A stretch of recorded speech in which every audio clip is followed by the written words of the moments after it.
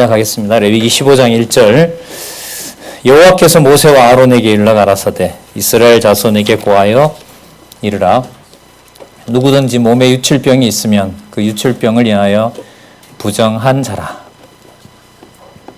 그 유출병으로 말미암아 부정함이 이러하니 곧 몸에서 흘러나오든지 그것이 엉겼든지 부정한즉 유출병 있는 자의 눕는 상은 다 부정하고 앉았던 자리도 부정하니 5절요. 그 침상에 접촉하는 자는 옷을 빨고 물로 몸을 씻을 것이며 저녁까지 부정하리라. 자, 4절에 보시면요. 눕는 상, 그죠? 앉았던 자리. 5절에 보면 침상에 접촉하는 다른 사람들. 7절에 보면 유출병 있는 자의 몸에서 접촉하는 자. 그 다음에 8절이 유출병 있는 자가 정한 자에게 침을 뱉은 거. 뭐 말하다 보면 튀을 수도 있고, 그죠? 8절에 보면 유출병 있는 자가 탔던 안장. 자, 18절에 보면 그 몸 아래 닿았던 것. 자, 11절입니다. 유출병 있는 자가 물로 손을 씻지 아니하고 아무든지 만지면 그 자는 옷을 빨고 물로 몸을 씻을 것이며 저녁까지 부정하리라. 유출병 있는 자의 만질 그릇은 깨트리고 먹기는 다 물로 씻을지니라. 자, 15장 내용은요. 그야말로 이제 몸 안에서 나오는 것하고 관계된 것들입니다. 여자에게는 경수가 있고요. 남자들에게는 이제 설정한 게 있고요.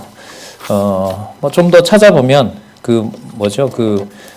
이렇게 설사 같은 거 있죠. 그런 거 장기 내에서 뭔가 막 나오는 거 그런 것을 어떻게 이제 속해 주는지 그걸 여호와께서 그렇게 정하게 해주신다는 사실을 여기서 보여주고 있습니다. 자, 여러분들 15장 가기 전에요. 693페이지에 아까 14장의 결론이기도 한데 14장의 내용이 뭐냐 하면 아까 집 정결하는 게 나왔죠. 690페이지에 보면 색점이 바란 집을 정결케 하는 규례 이렇게 나오잖아요.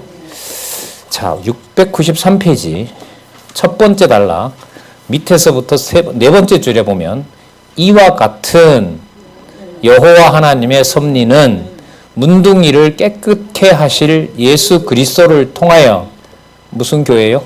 신약교회 성도들이 여호와 하나님을 기억하고 경외하며 섬기게 하실 것에 대한 예표로서의 모형과 그림자다. 여기 보면 신약교회라는 말 나오죠. 이게 어디에 나와요? 나중에 그 강론집 가면 15권에 나오죠. 에베소서의 제목이 뭐냐 하면 교회의 진리를 통한 무장이잖아요. 그 중에 처음에 뭐가 나오죠? 신약교회 설립 이렇게 나오죠. 바로 이 용어예요. 이게 레위기에 나온다는 얘기예요. 레위기 어디에 나왔느냐? 아까 14장 33절에서부터 35절에 보면 색점이 발한 무엇을? 집을. 그래서 고린도전서에 가면 건덕의 복음을 통한 양육이죠. 그죠? 건덕이라는 말의 어원이 뭐냐 하면 집을 짓다예요. 그래서 레위기서가 근거가 되기도 해요. 그러면 집 관리 굉장히 엄격하게 하죠. 맞죠? 아까 벽돌도 빼야 되고 아까 읽진 않았습니다만 전부 그 흙을 다 긁어야 돼요. 예, 긁어야 되고 더 못 고치게 되면 헐어버려야 돼요. 나중에 그래서 여러분 이것 제대로 못 지켜가지고 나중에 성전까지 다 헐어버리잖아요. 관계가 돼요. 그게 레위기 26장에 나와요. 가서 뭐 해버린다? 범죄하게 되고 다 헐어버린다는 말이 26장에 나와요. 자, 그 다음에 이제 그러면 여러분 이 신약교회라는 말이 여기에 나왔다는 거 확인하고요. 좀 창피한 얘기지만 저도 신약교회가 에베소서에 처음 나온 줄 알았어요. 이렇게 보다 보니 또 이 개념이 벌써 2권에서 15권이니까 이게 벌써 13년 전에 나왔구나. 이 절망과 좌절. 자, 볼게요.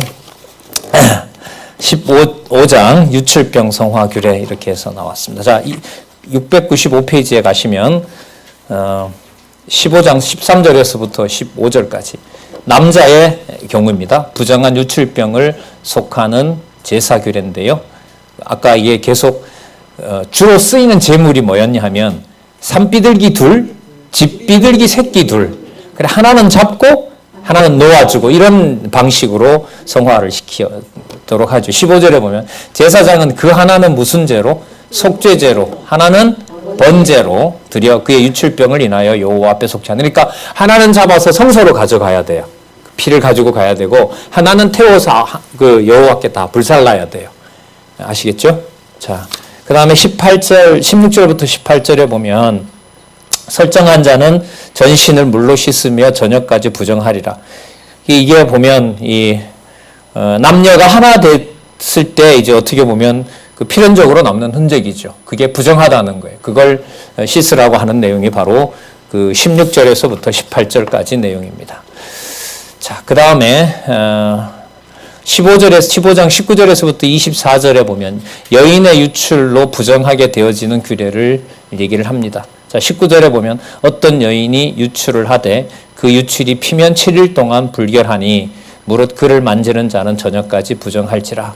20절에 보면 그의 누웠던 자리, 21절에 보면 그 침상을 만지는 자, 22절에 그 좌석을 만지는 자. 하여튼 거기에 이렇게 터치했던 것들은 다 부정하게 돼요. 23절 그의 침상과 무릇 그 좌석에 있는 것을 만지는 자도 저녁까지 부정할 것이며 누구든지 이 여인과 동침하여 그 불결에 전염되면 7일 동안 부정할 것이라. 그의 눕는 상은 무릇 부정하리라.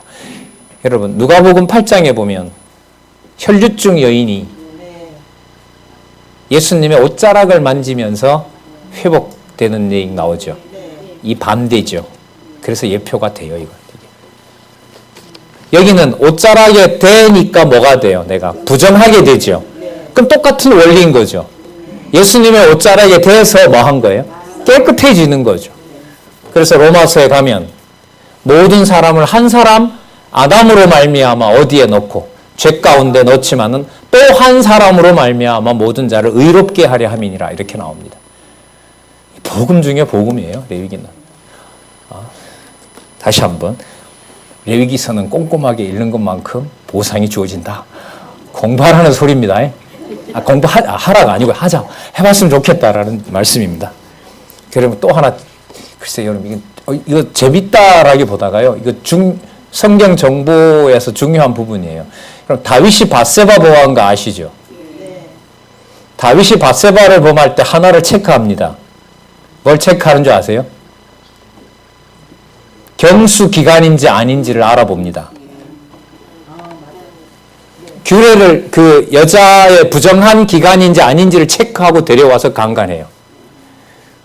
그럼 뭘 지키면서 뭘 하는 거예요? 이 인간이? 예? 율법을 지키면서 뭘 해요? 거짓말 아니에요. 여러분 사무엘 메모해놓고 나중에 보세요. 사무엘하 11장 4절에 가면 왜 젊어 보세요. 성경을 보셔야지. 알아보라 그래요. 알아보고 여자의 그 부정한 시간이 아니라는 걸 알고 데려와서 여러분들 보세요. 임신하잖아요. 그때 했으면 임신 안 하잖아요. 근데 그 기간이 기간이었고 임신 가능한 기간이었고 그래서 솔로몬 형이 잉태되잖아요. 예. 그러면 진짜 이게 웃을 일은 아닌데 그러니까 뭘 지키면서 뭘 해요? 율법을 지키면서 성화 규례를 지키면서 범죄를 해요. 그 뭐 지킨 거예요? 안 지킨 거예요. 이거. 좀 웃었긴 했어요. 사실 이걸 보면서 사무엘 옛날 공부할 때였는데 자 여러분 뭐 웃기자고 한 거는 아니고요. 결론은 나중에 그리스도를 통하여 어느 누구도 고칠 수 없는 여자의 부정함에 대해서 그리스도가 고치실 것에 대한 분명한 예표고요. 아까 미리 저자가 밝혔지만 디모데 전서에 있는 다른 부분까지 가면 여자의 해산의 수고를 어디에다 비유합니까? 복음을 낳는. 맞죠? 해산하는 수고를 갈라디아에서 보면 더 한다 그러잖아요. 그러면서 하와가 받았던 산자의 어미라고 하는 사실을 그게 바로 교회가 되는 바로 그게 아까 나왔던 개념도 같이 쓰면 신약 교회의 모범이 되는 거죠. 그 단위가 서신서에 보면 큰 큰 교회가 아니라 무슨 교회로? 가정교회로. 그러니까 가정이 새로 만들어지면서 실체적인 교회의 단위가 이방인이든 유대인이든 여자와 남자가 만나서 자손이 낳는 의미를 교회의 양육과 토대의 의미로 설명하는 거예요. 여러분 뒤에 가면은요, 오늘 아마 다음번에 나오나요? 아니, 그 18장에 가면은요, 근친상간을 경계합니다. 다요, 전부 다. 뭐 어미부터 시작해서 손녀까지. 이게 이방 풍습이었던가 봐요, 아마. 종족 번식을 위해서 고대에 보면 다른 민족에게 보내지 않고 거기서 그냥 가족끼리 근친상간을 합니다. 왜냐하면 그 확인이 되지 않다 보니까 그 종족을 그대로 보존하기 위해서 그게 이제 우월한 씨인 줄 알고 그렇게 보존하는 일인데 그거 하나님께서 다 부정하다라고 얘기를 하죠. 자, 그래서 이 15장도 좀 아까 제가 보상받는다는 말은 뭐냐면 이 부분을 보면요, 나중에 다른 부분도 그렇고 그리스도가 오셔서 성취하시는 부분도 그렇고 예수에 의해서 성취하시는 것도 그렇고 성령께서 오셔서 교회를 관리하는 것도 그렇고 또 가정교회라든지 사회생활이라든지 종과 상전의 율례라든지 그런 데 있는 내용들도 그 당시에 우연히 사도 바울이 편지 써서 그걸 교회에 권면한 게 아니에요. 어디에 있는 이 일찍이 어디에서? 예, 구약에서 이렇게 돼요. 일찍이 구약에서 모세를 통해 그게 이루어지는 거라는 걸 확인할 수가 있어요. 자, 그러면 더 나가보도록 하죠. 15장 25절에서부터 31절 여인의 유출을 제사로 정하게 하는 규례를 명하시는 내용입니다. 자, 산비둘기 둘, 집비둘기 새끼 둘. 그게 이제 보통 속죄제였죠. 30절 볼게요. 제사장은 그 하나로 속죄제로 하나는 번제로 드려 유출로 부정한 여인을 여호와 앞에 속할지니라. 31절 보세요. 너희는 이와 같이 이스라엘 자손. 자, 결론 짓죠. 자, 너희는 이와 같이 이스라엘 자손으로 그 부정에서 떠나게 하여 그들로 그 가운데 있는 누구 장막이요? 내 장막을 더럽히고 그 부정한 중에서 죽음을 면케할지니라. 나는 거룩하게 하는 여호와라. 예, 그걸 증명하고 있죠. 32절. 이 규례는 유출병이 있는 자와 설정함으로 부정을 입은 자와 불결을 앓는 여인과 유출병이 있는 남녀와 불결한 여인과 동침한 자에게 관한 것이니라. 자, 그런데 이 모든 규례를 행할 때 하나님 여기서 뭘 기억나게 하냐면요. 여러분, 이 지금 아론과 모세에게, 특히 아론에게 이걸 알려줄 때 아까 아론이 10장에서 뭘 겪죠? 아들을 죽이죠. 범죄하게 해서, 실수하게 해서. 그걸 여기서 또 한 번 꺼냅니다. 왜 꺼낼까요? 아까 그러면 그 두 아들이 죽는 사건의 목적이 있었던 거죠. 지금까지 이야기한 것을 여호와께서 거룩하게 한다는 걸 증명하려고 했기 때문에, 일러주려고 했기 때문에 그걸 여기서 다시 교훈을 해요. 자, 16장 1절. 아론의 두 아들이 여호와 앞에 나아가다가 죽은 후에, 자, 어떻게 보면 아론으로서는 그 인간적인 얘기입니다만은 그 아픔에 상처가 아물지도 않았을 때, 자, 여호와께서는 너무너무 중요한 성화 규례들을 이스라엘 백성들에게 전하도록 얘기를 하고 있습니다. 그 다음에요, 16장에 오면 성소장 안에 속죄소 앞에 들어가는 규례를 명합니다. 여러분, 여러분들 그 회막 전체가 있죠. 그 안에 뭐가 있어요? 성소가 있죠. 성소에서 또 어디로 가죠? 지성소로 가죠. 그러니까 지성소는 대제사장만 들어가죠. 맞죠? 성소 바깥의 일은 누가 해요? 제사장들이 하죠. 그리고 바깥에는 누가 있어요? 백성들이 있죠. 그러니까 이걸 지금 설명을 해요. 그러면 아까 두 아들을 하나님께서 그 심판에서 죽이면서 아론을 통하여 지금 이걸 이루려고 하는 거죠. 지성소에 들어가는 자격에 알맞는 성화 규례를 하나님께서 정확하고 엄격하게 가르쳐 주시려고 무슨 일을 시작으로부터 일을 이렇게 규례를 보여주신 거예요. 아론의 두 아들을 데리고 가면서 지금 이 일이 시작된 거죠. 그러면 뭐가 부각이 되죠? 나는 너희의 여호와라. 너희를 애굽에서 뽑아내서 거룩하게 하는 여호와라. 이걸 지금 입증해 주는 거죠. 그러면 그게 뭐하고 관계가 되죠? 언약 자손. 맞죠? 언약 자손에 대한 성취 섭리를 확증하는 내용하고 관계가 되죠. 자손 언약 성취 섭리와 연관된 내용을 오늘 교환 공부하셨으니까 아론의 두 아들을 죽이는 사건과하고 아주 밀접하게 연관되어 있다. 누가 거룩하게 한다는 확증이다? 여호와께서, 이렇게 보시면 되죠. 당연하죠. 메시아죠. 메시아를 통하여 하나님의 이름을 거룩하게 하실 것에 대한 예표로서의 모형과 그림자다라고 정리해도 되죠. 자, 더 어떻게 말씀하시는지 한번 보도록 하죠. 16장 1절. 아론의 두 아들이 나답과 아비후였죠. 여호와 앞에 나아가다가 죽은 후에 여호와께서 모세에게 말씀하시니라. 여호와께서 모세에게 이르시되 내 형 아론에게 이르라. 성소의 장, 앞, 법궤 위, 속죄소 앞에. 여러분, 지성소 얘기예요. 아셨죠? 법궤가 거기 있잖아요. 그죠? 법궤 위에 뭐가 덮고 있어요? 속죄소가 덮여 있고 거기에 그룹이 딱 덮고 있잖아요. 지성소를 얘기하는 거라고. 그러면 뭘까요? 아까 둘 죽인 이유는 속죄소 관리가 얼마나 엄격한지를 누구에게? 아론과 그 제 아들들에게 알려주려고 했던 게 목적이었어요. 그 실수를 뭐 하게 해요? 불을 임의로 갖다 쓰려고 하다가 그냥. 그러니까 그 불은 아까 보면 속죄제와 번제인데 누구를 위해서 드리려고 했어요? 자기들을 위해서 속죄제를 드리려고 했던 거예요. 근데 다른 불을 써버린 거예요. 그것 가지고는 어디에 못 들어가요. 그렇게 자기 마음대로 하고 지성소에 못 들어가죠. 그래서 여러분들 여기 16장 1절, 2절 내용은 10절하고 붙어 있어요. 그럼 그 사건 벌인 이유가 16장 2절에 나오는 어디 안에 들어가는 대제사장의 자격을 확증해 주려고. 그렇죠. 성소 앞, 장, 안, 법궤의 속죄소 앞에 제대로 보내도록 하기 위해서요. 무시로 들어오지 말아서 사망을 면하라. 내가 구름 가운데서 속죄소 위에 나타남이라. 그러니까 거룩한 백성이니까 거룩하게 해서 만나게 해야 되잖아요. 그래서 아까 두 아들을 통해서 거룩하게 하는 걸 지금까지 쭉 알려준 거예요. 여러분 보세요. 그러면 몸에 붉은 반점 넘는데 들어가면 돼요, 안 돼요? 말도 안 되죠. 그리고 뭐 바깥 안에서부터 더러운 게 쏟아져 나오는데 들어가면 안 되죠. 그러니까 저는 이제 아까 안 죽이고도 이런 규례를 알려줄 수 있어요, 하나님은. 맞죠? 이게 하나님의 주권성이에요. 그러니까 여호와의 주권성은 여호와의 이름을 자기 백성에게, 우리 기준은 아니에요. 여호와 기준에서 가장 알맞는 여호와의 이름 계시 방법이라고 보시면 돼요. 우리 머리로는 따라간다, 못 따라간다.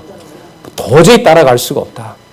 그러니까 여러분 방법론 자꾸 너무 강조하게 되면 이게 성경을 공부해 나가는데 이게 안 맞아요. 성경에서 제시한 방향으로 우리가 어떤 논의를 해가야 되거든요. 그게 이게 순조로워지는 거 아니겠어요? 성경은 이렇게 가고 있는데 나는 이렇게 가서 내 길을 찾겠다고 해버리면 공부 안 하면 방법이 없어요. 그런 면에서. 성경에 나온 내용 다음에 그 다음 내용이 나오는 것을 아는 것하고요. 그게 믿어지는 것하고요. 교회를 실제로 하고 가정교회에서부터 은사나 양육교회를 그 방향으로 해나가는 것하고 여러분들 이건 이거고 이건 이걸까요? 아니면 같이 갈까요? 동의를 잘 안 하시는 것 같은데 한번 생각해 보세요. 성경 공부를 그 순서대로 나와 있는 사건을 기억하면서 여호와 하나님 계시 중심으로 공부하는 것하고 가정교회와 은사교회와 양육교회의 일을 해나가는 것하고 이건 이대로 알았으니까 이거는 내가 내 마음대로 해나간다? 아니에요. 그렇지 않습니다.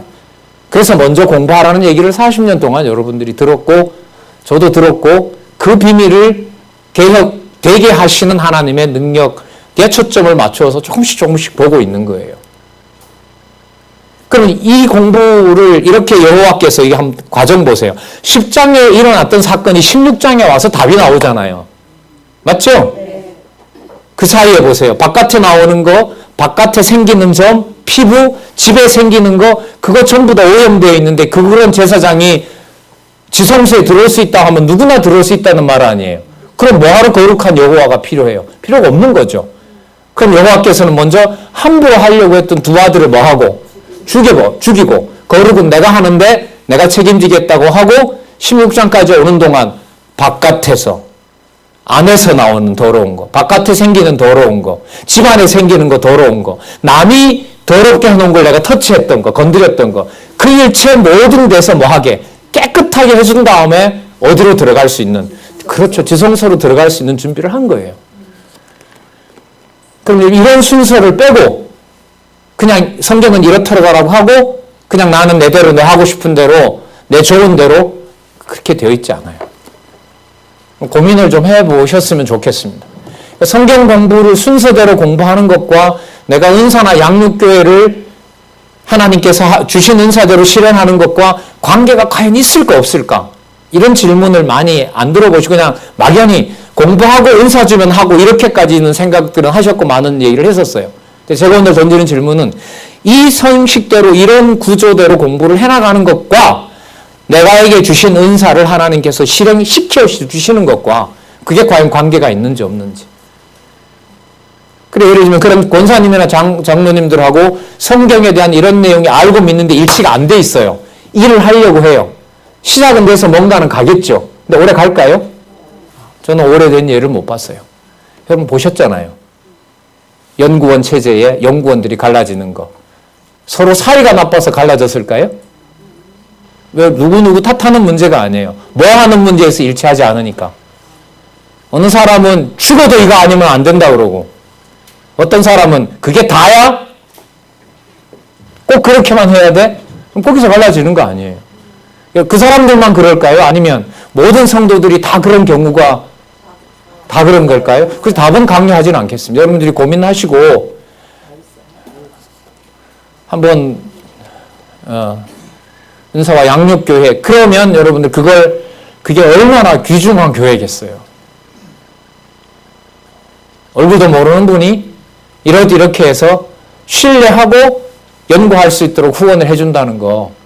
그 어떤 사회적 기부 행위 그 단적인 예로만 본다면 멍청하고 미련한 거죠. 그런 경우만 그런 거 아니잖아요.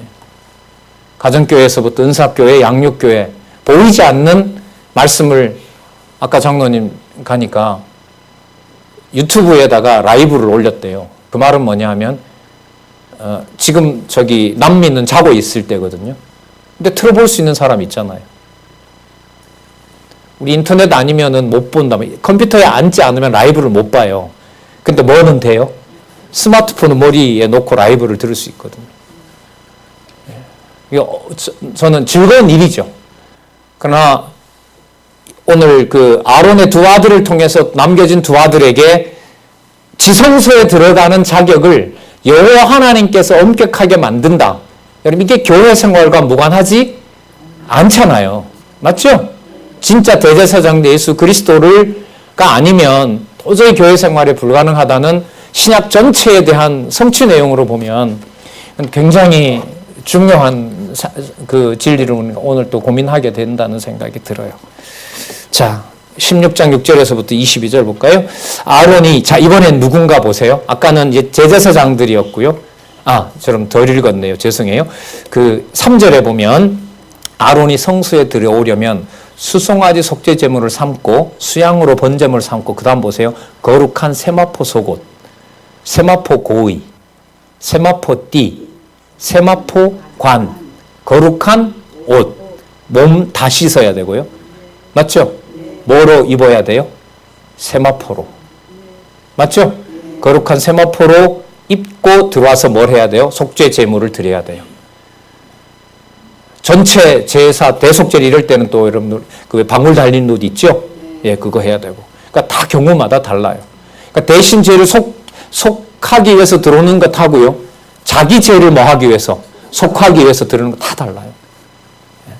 이걸 여러분 그리스도가 다 성취하셨다는 거 아닙니까? 자, 5절. 이스라엘 자손의 회중에서 속죄 제물을 위하여 수염소 둘과 번제물을 위하여 수양 하나를 취할지니라. 자, 16장 6절 보시면요. 아론은 자기를 위하여 속죄제의 수송아지를 들이되 자기와 누구를 위하여? 권석, 그렇죠. 다른 레위 지파죠. 자, 8절에 보면 아까 여러분들 새 같은 경우에도 두 마리를 잡아서 하나는 뭐 하고? 죽여서 피를 틀리게 하고 하나는 뭐 하죠? 날려보낸 적 있죠. 여기는 염소를 그렇게 해요. 8절에 보면 두 염소를 위하여 제비 뽑되 한 제비는 누구를 위하고? 그러니까 제물로 바쳐야 되는 거죠. 한 제비는 뭘 위하여? 아사셀이라는 말은 뭐냐면 떠나보내는 염소 이런 뜻이에요. 그러니까 살려보내는 염소. 어디로요? 광야로. 자, 그렇게 하면 됩니다. 자, 11절에 보시면요. 10절 끝에 보면 산대로 여호와 앞에 두었다가 그것으로 속죄하고 아사셀을 위하여 어디로? 광야로 보낼지니라. 이렇게 되죠. 11절에 보시면 아론은 자기를 위한 속죄제 수송아지를 드리고 자기와 권속을 위하여 속죄하고 자기를 위한 그 속죄제 수송아지를 잡고, 자 12절 체크해 볼게요. 뭐가 필요합니까? 향로 필요하죠. 이 향로 때문에 뭔 일이 생겼어요? 아들 둘 죽었잖아요. 자, 진짜 손 떨릴 것 같아요. 이렇게 거룩하게 해가시는 이러한 전체 섭리로 보면요. 자, 곱게 12절 중간에 보면 곱게 간 향기로운 향. 향로 있으면 향이 있어야 되고요. 13절에 보면 어떻게 하냐면 여호와 앞에서 분향하여 향연, 냄새죠. 향기의 냄새로 증거계 위 속죄소를 가리워요. 그러니까 이 향이 속죄소, 그러니까 성소 제일 끝에 지성소 바로 앞에 있어요. 거기에서 향을 피우면 그게 넘어가서 어떻게 돼요? 법궤가 있는 속죄소를 다 덮는 거예요. 그게 여호와께서 향기로운 냄새가 되는 거죠. 그걸 여호와께서 받아주면 제사장과 제사장의 권속들, 레위 지파가 거룩한 제사장이 되는 거죠. 그래서 아시지만 그리스도께서 죽으셨을 때 그림자이긴 하지만 헤롯이 지어놨던 지성소의 뭐가 휘장이, 성소와 지성소의 휘장이 찢어져 버리는 일이 벌어지잖아요. 자, 15절 또 백성을 위한 속죄제 염소를 잡는다. 자, 아까 제일 먼저는 누구를 속죄하는 거였죠? 대제사장, 맞죠? 11절에는 자기를 위한 속죄제 수송아지를 자기와 권속을 위한 거 드렸고, 그 다음 15절에 보면 누구를 위한? 백성을 위한 속죄제 염소. 자, 그 다음 17절로 가볼게요. 그가 지성소에 속죄하러 들어가서, 자, 지성소 들어가는 거예요. 그 권속과 이스라엘 온 회중을 위하여 속죄하고 나오기까지는 누구든지 어디에? 회막에 절대로 있으면 안 돼요. 왜? 여호와께서 임하신 거니까. 거기 있다면 진짜 죽어요. 자, 근데 어떻게 하느냐? 18절에 그는 여호와 앞 단으로 나와서 그것을 위하여 속죄할지니 곧 그 수송아지의 피와 염소의 피를 취하여 단 귀퉁이 뿔에 바르고, 이렇게 합니다. 중요한 절차죠. 20절에 지성소와, 자, 이게 단어입니다. 지성소 다음에 뭐가 있어요? 회막 있죠? 회막 앞에 또 뭐 합니까? 제물 잡는 제단 있죠? 다는 제단이에요. 그것을 위하여 속죄하기를 마친 후에 산 염소를 들이되 아론은 두 손으로 산 염소의 머리에 안수하여 이스라엘 자손의 모든 불의와 그 범한 모든 죄를 고하고, 이게 두 가지를 합하면 속죄제와 속건제예요. 속죄제는 그 자체로 어떤 요건이 없어도 무조건 해야 돼요. 속건제는 뭐죠? 그때마다 생겨난 허물 있죠? 이게 허물건자거든요. 속죄제와 속건제를 다 합해서 그 죄를 염소의 머리에 두어 미리 정한 사람에게 맡겨, 여기 보세요, 광야로 보낼지니 염소가 그들의 모든 불의를 지고 무인지경에 이르거든 그는 그 염소를 광야에 놓을지니라. 자, 물론 나중에 이제 그리스도께서 오셔서 영문 밖에서 십자가에 죽으실 것에 대한 예표로서의 모형 같죠. 자, 이렇게 아론이 이제 성소에서 어디로 갑니까? 지성소로 가고요. 또 그 다음에 아까 아사셀은 어디로 보내는 양이었었죠? 그렇죠. 그러니까 모든 땅이 뭐 하게 돼요? 모든 땅, 모든 백성이 어떻게 돼요? 다 거룩하게 해요. 그러면 자손언약 성취 섭리하고 맞아요, 안 맞아요? 맞지요. 속에까지 다 깨끗하게 하고 바깥에도 깨끗하게 하고 집도 깨끗하게 하고, 그럼 자손언약 성취 섭리를 이렇게 완벽하게 이루는 거니까 자비성. 자비성이요. 맞아도 몸에 반점이 생겨도 속에서 유출이 나도 여호와 하나님의 언약은 절대로 변동이 없다는 사실을 신실성과 주권성과 자비성과 영원한 규례라 그러잖아요. 메시아를 오실 것을 기다리는 확증으로 우리는 여기서 5대 속성을 또 한 살 얼마든지 감을 잡을 수가 있습니다. 자, 23절에 아론은 회막에 들어가서 지성소에 들어갈 때 입었던 세마포 옷을 여기서는 어떻게 돼요? 벗어야 돼요. 그죠? 벗고, 자, 뭘 입고 뭘 벗고 하는 거 다 가르쳐 주지요. 24절 끝에 보면 자기와 백성을 위하여 뭐 해요? 속죄하고, 25절 속죄제 희생의 기름을, 여기는 단에 불사를 것이요. 여러분, 아까 단에 불사르기 전에 단을 뭐 한다 했어요? 정결했죠. 그러니까 어디부터 어디까지가 정결하게 돼야 돼요? 바깥에 있는 제단에서부터 성소, 그 다음에 어디까지? 지성소까지 향 피워서, 맞죠? 그리고 향단 4개의 뿔이 있거든요. 지성소 앞에 향단에는 뿔이 있어요. 그 뿔에다가 가지고 갔던 거 다 찍어야 돼요. 그러니까 어디서부터 어디까지? 바깥에서부터 안쪽까지 뭐 하지 않은 데가 없어요? 거룩하지 않은 데가 없죠. 누가 했어요? 아론이 했어요? 모세가 했어요? 예, 여호와께서 하시는 거죠. 여호와께서 하시는 거예요. 하물며 여러분 교회 성도겠습니까? 진짜 성도란 이 한마디로 여러분 교회가 설립된 데서부터 승리까지 하나님의 교회는 가장 아름다운 이름이 되는 거죠. 자, 이렇게 진에 들어온 아론으로 이 대속죄 규례는 1년에 몇 번 하죠? 한 번 하죠. 그 날짜도 나오죠. 7월 10일. 자, 16장 29절에 나와요. 자기 나라만 위할까요? 객도 넣어줄까요? 아까 여러분들 아사셀이잖아요. 그게 어느 방향으로 그 염소 어디로 돌아다닐지 몰라요. 바깥 지역도 다 뭐 하게 돼요? 거룩하게 된다는 것에 대한 것을 보여주고 있죠. 그래서 나중에 자, 여러분 이스라엘 역사 마지막을 보면서 우리가 생각해 봐도 될 것 같은데 이스라엘 역사 마지막을 보면 어떻게 되죠? 남쪽 유다가 북쪽 이스라엘에 의해서 뭐가 돼요? 망하긴 하지만 모든 제국들이 와서 어디를 기웃거려요? 예루살렘 성전을 기웃거리잖아요. 누구 이름이 있는? 그러면 여러분 이게 단지 망했다가 아니라 앞으로 우리 실체적인 언약을 성취하실 때에는 만방이 와서 누구 이름을 보고 듣는다는 거죠. 여호와의 이름을 보고 듣는다는 것도 되죠. 네. 한번 우리 생각해 보면요. 바로 왕 저렇게 설쳤지만은 여러분 바로 왕 이전에 이집트 제국 속에 있었지만 여러분 이집트 제국을 제국으로 만들어 준 사람이 누구죠? 요셉 아니에요. 맞죠? 요셉이 만들어 준 거 아니에요.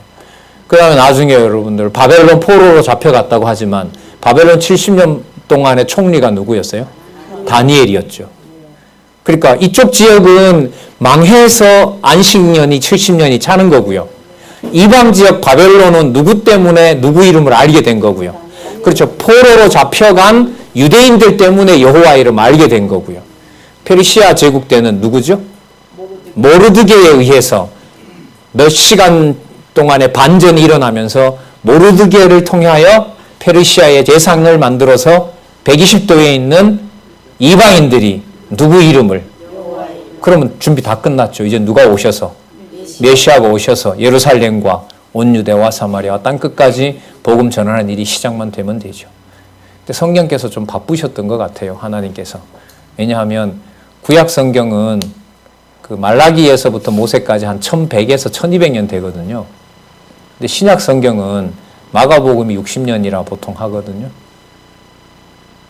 요한계시록은 95년이잖아요. 몇 년 안에 다 맞췄어요? 35년 안에 그냥 훅딱 맞춰버렸어요. 지금까지 쓰여지고 있다면 얼마나 답답했을까요? 졸지도 않는데 괜히 이상한 소리 했습니다. 근데 진짜 감사한 거죠. 복음을 이렇게 확정을 해놔서 아까 우리 저자도 이번 강론집 1권 개정판 내면서 더 확신이 들었지만 왜 이게 서양에서 서양 사람들에게 서양 신학자들에게 서양의 목회자들에게 이렇게 안 보였을까? 신약 성경에 여호와를 묻어버렸으니까 여호와께서 한마디도 안 나오게 해버렸잖아요. 근래 와서 뭐 과거에 여러분들 왕이 명했던 번역들 권위 있는 번역에는 전부 다 여호와를 그냥 다 묻어버렸잖아요.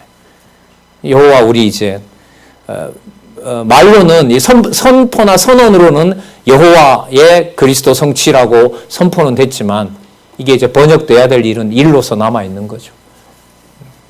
비유한 일이 남아 있죠. 자, 다시 한번 볼게요. 16장 29절부터 34절. 아까 본토인뿐만 아니라 누구도 들어오게 된다? 객도. 자, 볼게요. 29절. 너희는 여기 또 나오네요. 영원히 이 규례를 지킬지니라. 7월 곧 그달 10일에 너희는 스스로 괴롭게 하고 아무 일도 하지 말고. 왜? 무슨 죄를 지내야 되니까? 속죄제 드려야 되니까. 여러분 아까 아론 사건 또 생각하시면 돼요. 여러분 아론이 스스로 괴로워했어요? 괴롭게 만들어버렸어요?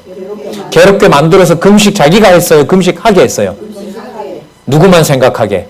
여호와만 생각하게. 그게 여러분 아론 두 아들 죽인 사건이죠. 자, 아무 일도 하지 말 때 본토인이든지 너희 중에 우거하는 객이든지 그러하다. 여기 나오네요. 너희 중에 우가하는 누구도 객도. 예, 객도. 31절.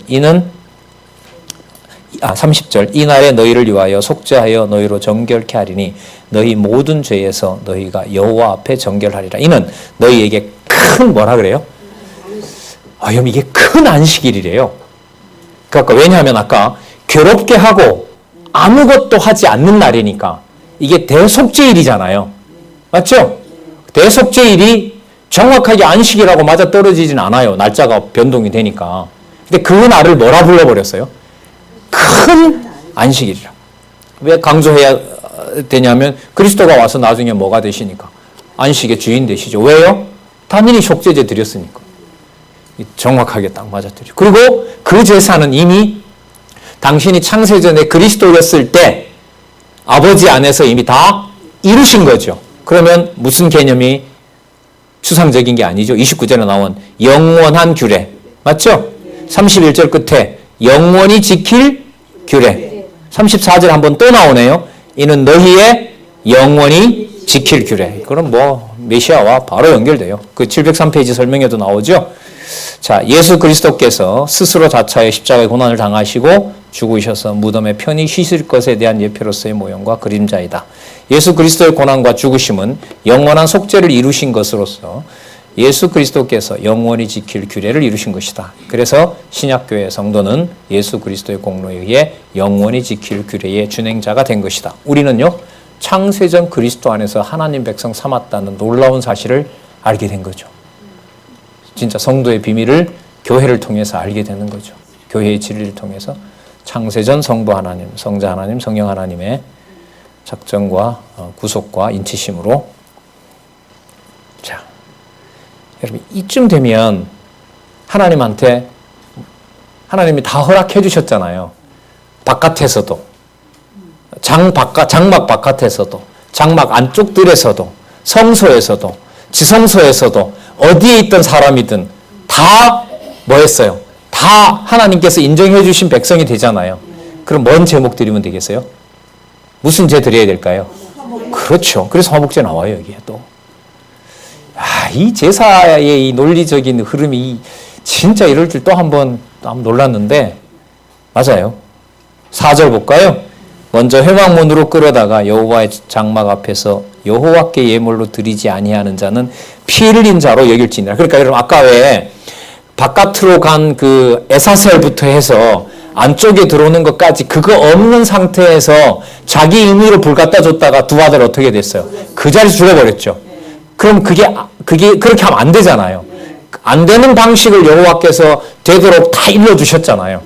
자, 일러주신 다음에 그걸 안 따르는 자는 뭐예요? 제사를 드리는 게 피 흘리는 살인이 되어버리는 거예요. 여러분 그거 한번 생각해 보세요. 똑같은 제사장이 똑같은 칼을 가지고 똑같은 양을 죽였어요. 그게 여러분들 살인이에요? 아니면 재물을 잡는 거예요?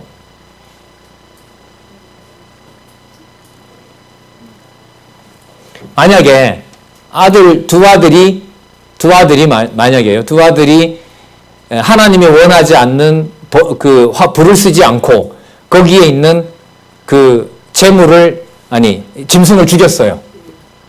하나님의 명을 어기면서 죽여버렸어요. 그건 뭐가 되죠? 그냥 도살이에요, 그건. 도살이에요. 근데 절차를 따라서 죽였어요. 그러면 뭐가 돼요? 제물이 돼요. 간발의 차잖아요. 단지 피 흘리는 거냐? 근데 지금 여기 17장에서 하시는 말씀 뭐냐면 단지 피 흘리는 것에만 집중한다면 그게 뭐 하는 거다? 살인인 것이다. 이렇게 되는 거죠. 그런데 뭐가 되면 여호와께서 시켜주는 대로 하면 그게 뭐가 돼요? 속죄제가 된다는 거죠. 여러분 이런 미묘한 걸 우리가 선택을 잘하면 되겠죠? 진짜 안 될까요? 네, 전 그래서 이런 부분들이 그 고린도전서 13장에 왜 금영제 있잖아요. 자기 몸을 불사름에 내어줄지라도 사랑이 없으면, 이 철저하게 그리스도의 보증받는 사랑이란 말이죠. 그리스도의 사랑이 아니면 뭐다? nothing. 아무것도 아니다라는 게 이 레위기서를 보면서 또 한 번 생각하게 됐어요. 그게 무슨 차이가 있겠어요, 그죠? 어차피 불을 드리는 거고 태우는 거고 어차피 죽이는 건데 그것만 하면 되지. 근데 여러분 여호와께서 여기 14절에 보시면 먼저 회막문으로 끌어다가 여호와 장막 앞에서 여호와께 예물로 드리지 아니하는 자는 뭐 흘린 자로?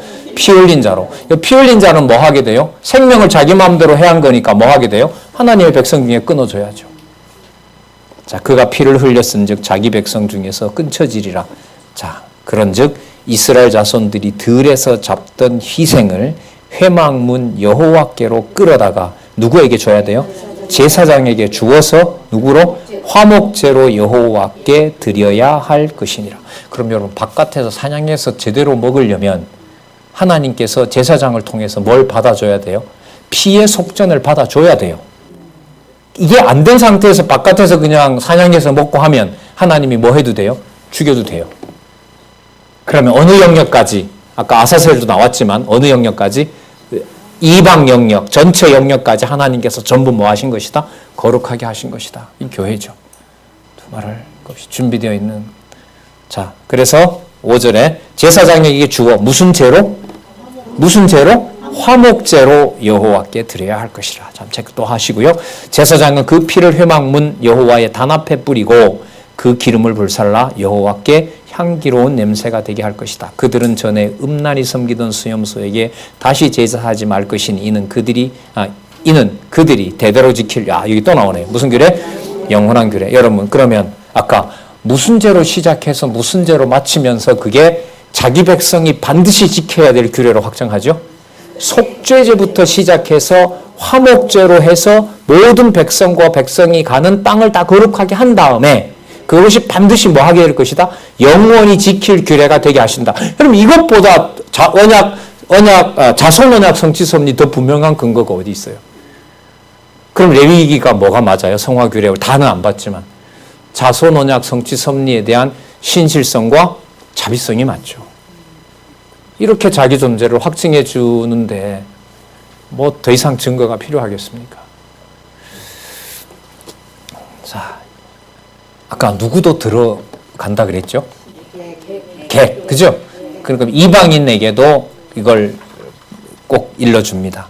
8절에 보면 너는 또 그들에게 이르되 무릇 이스라엘 집 사람이나 혹시 그들 중에 우거하는 누구에게도 앞에 나왔었죠? 16장 29절에 타국인에게도 그렇게 해라. 자, 그 다음에 제단에 뿌릴 피를 누구든지 먹지 말라고 금합니다. 맞죠? 이방인은 먹어도 될까요? 안 될까요? 안 돼요. 이방인, 이스라엘 민족 중에 함께하는 이방인도 아까 어떻게 해줬다 그랬죠? 그 희생제에 참석하도록 해줬잖아요. 그러니까 거기서 피를 함부로 먹으면 안 돼요. 여러분 이 규례는 창세기 9장에 보면 이미 누구한테? 노아에게 피채 먹지 말라고 했던 규례가 있었죠. 그걸 하나님께서 지금 시간이 지나서 이스라엘 백성들에게 이 규례를 정해주는 거죠. 그 피는 누구 거다? 내 거다. 그럼 그 피를 누가 깨끗하게 만드느냐? 누가 깨끗하게 만들죠? 오늘 배운 거, 우리 확인한 거 여호와께서 하시죠. 제물 누가 준비하실까요? 제사장은요? 오늘 제사장 2명 죽이는 것에서 얼마나 엄격하게 제사장 준비하는지 봤잖아요. 땅의 거룩한 문제 아까 누가 다 해결하셨죠? 자, 대제사장이 들어가는 지성소, 성소, 그 다음에 들판, 그 장막 안, 바깥쪽까지 전부 성막을 중심으로 해서 깨끗하게, 땅도 깨끗하게 하는 거 누가 다 하셨죠? 그러면 제물, 제사장, 그 다음에 성막, 전부 누가 깨끗하게 하시죠? 그럼 여호와 맞죠? 내가 거룩하게 하는 여호와라. 거기에 적합한 백성으로 만들어가는 내용이 지금 시내산 언약 수립 이렇게 보면 돼요.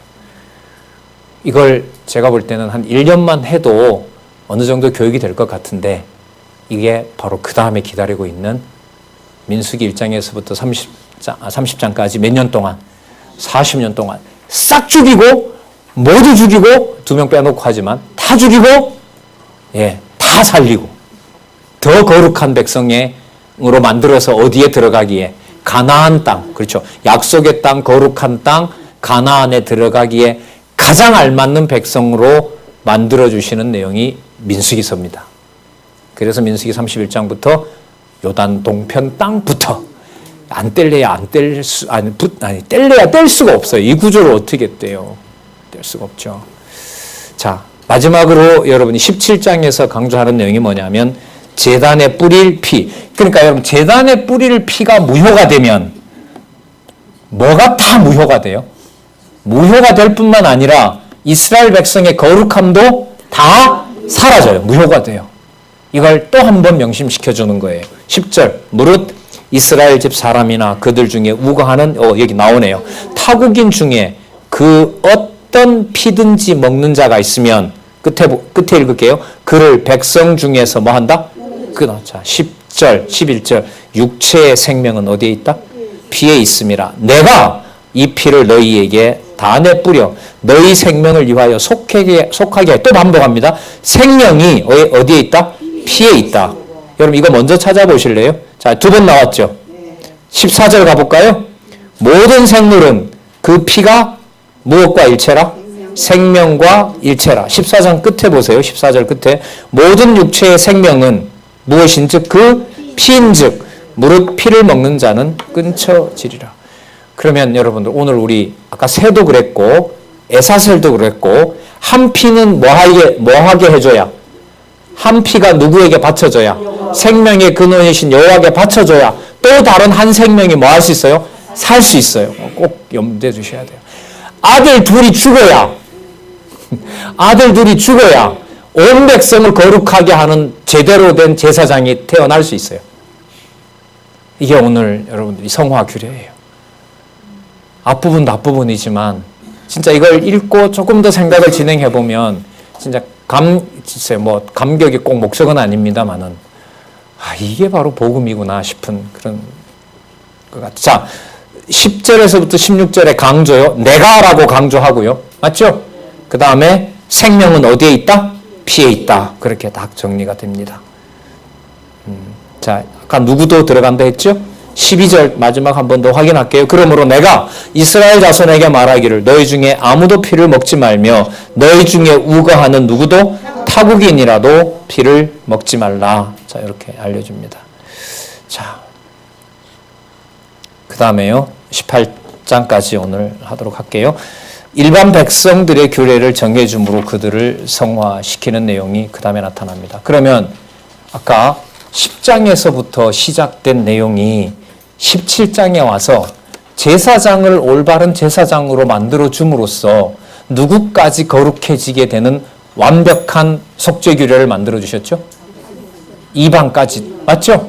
자손의 범위 또 그 자손이 가는 땅 전부 다 속죄제를 통해서 화목제를 이루신다는 사실을 확인해 줬죠. 자, 그 다음에 이제 여러분 이게 어디로 가면 되겠어요? 이런 백성들이 함부로 생활하도록 내버려두면 안 되잖아요. 자, 그래서 또 이 들어가서 살아야 될 이미 지나왔던 애굽 풍속도 따르지 말라 그러고 들어갈 땅 어디 가나안 풍습도 따르지 말라고 명하는 내용이 나타납니다. 18장 1절 여호와께서 모세에게 이르라 가라사대 너는 이스라엘 자손에게 고하여 이르라. 자, 보세요. 나는 여호와 누구의 하나님이다? 너희의 하나님이다. 너희의 하나님이다.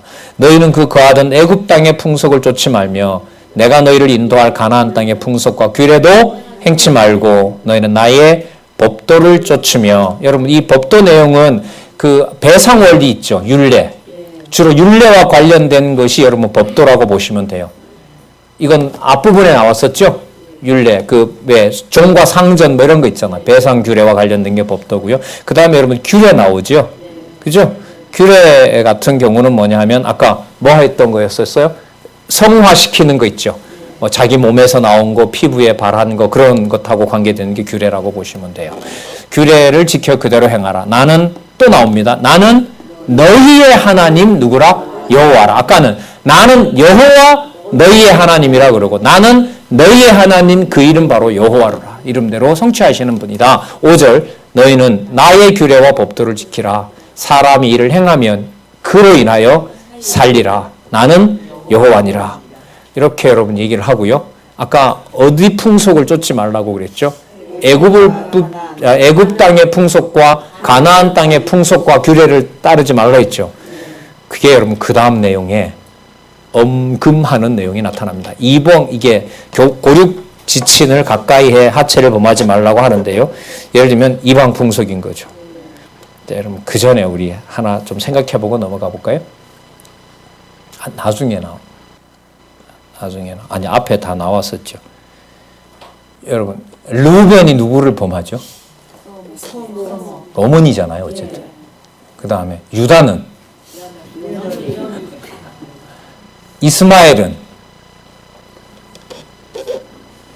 이스마엘은 사촌 에서 쪽에 가서 결혼을 합니다. 나중에 에서는 가나안 여인 그리고 이쪽 이스마엘 쪽으로 옵니다. 그러니까 이런 것들에 대한 것들을 지금 이제 18장 6절에서부터 18절에 오면 전부 다 그 법도와 규례를 분명하게 말씀을 해주십니다. 자, 여러분 7절에 보면 어미의 하체는 아비의 하체다. 자, 고륙지친을 가까이 그 하체를 범치 말라 그러면 7절에 어미, 그죠? 8절에 보면 계모, 9절에 보면 누이라 그러죠. 누이. 그 다음에 11절에 보면 손녀나 계모의 딸 혹은 계모의 외손녀. 일어났다는 거예요. 그러니까 여러분 이게 일어났다는 거죠. 12절에 보면 고모, 13절에 보면 이모, 14절에 보면 숙모, 15절에 보면 며느리. 이거 누구죠? 그렇지, 이거 유다. 유다요. 유다 이후로는 여러분 며느리 범하는 일은 안 나오는 것 같아요. 좀 우스운 소리지만 이거 전에 유다가 했으니까 뭐 유다가 살았지. 이러면 안 돼요. 재밌는 얘기 그냥. 나중에 여러분들 근데 누구죠? 기생 얘기는 안 나오지. 이게 고륙 지친과 관계가 된 거니까. 자, 그 다음에요. 15절에 자부, 그러니까 며느리죠. 그 다음에 17절에는 제수나 혹은 형수. 그건 누구의 그거예요? 형과 혹은 동생의 몸이니까. 맞죠? 그 다음에 조카, 조카딸, 조카손녀. 그러니까 우리로 말하면 이게 무슨 관계예요? 사촌 범위 안에 거의 다 넣어버리는 거죠. 근데 여러분 18절 한번 볼게요. 너는 아내가 생존할 동안에 그 형제를 취하여 하체를 범하여 그로 투기케 하지 말지니라. 그러나 여러분 형이 죽으면 형수를 데리고 살아야 됩니다. 종족을 번식시켜야 됩니다. 이거 형수 치수제라 그러죠. 계대 결혼이라는 게 우리 지난번 선교사님 와서 들어봤지만은 뭐 그게 이제 이스라엘 전통이라고 할 수 있습니다. 또 하나 그 다음에 짐승과 관계하는 것 더러운 일이다라고 얘기를 합니다. 19절에 먼저 여인이 경도로 불결할 동안에는 가까이 하지 말라 그러고요. 아까 여러분 다윗 예도 들었습니다만은 자 그럼 21절에 보시면요. 너는 결단코 자녀를 누구에게? 몰렉에게 주어 불로 통각해 말아서 내 하나님의 이름을 욕되게 하지 말라. 여기서 여러분 처음으로 몰렉 제사. 아주 고약한 제사죠. 그죠? 예, 이 몰렉은 항상 손이 시뻘겋게 달아 있어요. 그리고 거기에 자기 자녀를 올려야 돼요. 그럼 애가 비명을 막 질러요. 그러면 그 비명 소리가 클수록 몰렉은 좋아해요. 그러니까 더 잔인하게 태워야죠. 그 소리를 못 듣도록 옆에서는 북소리를 크게 외쳐요. 북소리를 크게 높여요. 그게 여러분 몰렉 제사입니다. 나중에 저 남쪽 유다 망하게 할 때 뭘 하나님이 들어서 책임을 묻죠? 몰렉 제사 드렸다. 좀 표현이 그런지 몰라도 26장에 가면 차라리 몰렉에게 가느니 누구의 입으로?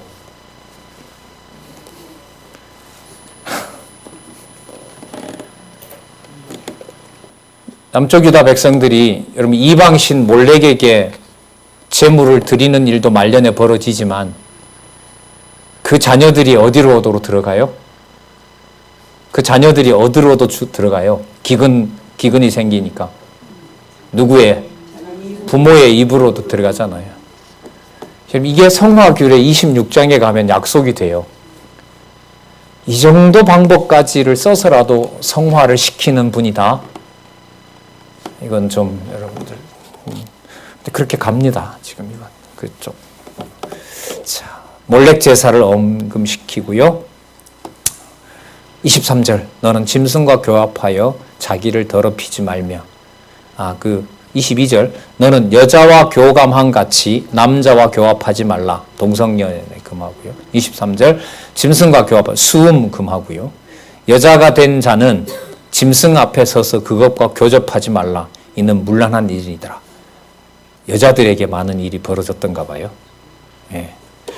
자, 709쪽에 보면 가증한 일이나 풍속으로 뭐 하지 말라? 땅을 더럽히지 말라. 아까 여호와께서 땅이 거룩하게 되는 거 알려줬죠. 지성소라는 땅, 성소라는 땅, 들판, 그 다음에 외곽 이렇게 다 알려줬으니까 나중에 들어갈 가나안 땅에서 그 땅을 더럽혀서는 안 된다. 왜? 그 땅 약속의 땅이니까요. 자, 26절 그러므로 너희 곧 너희 동족이나 혹은 너희 중에 우거하는 타국인이나 나의 규례와 법도를 지키고 이런 가증한 일에 하나도 행하지 말라. 너희 전에 있던 이 땅 거민이 그 모든 가증한 일을 행하였고 그 땅도 더러워졌느니라. 너희도 더럽히면 그 땅이 너희 있기 전 거민을 토함같이 너희를 뭐한다? 그래서 26장 가면 토하게 된다고 또 약속해요.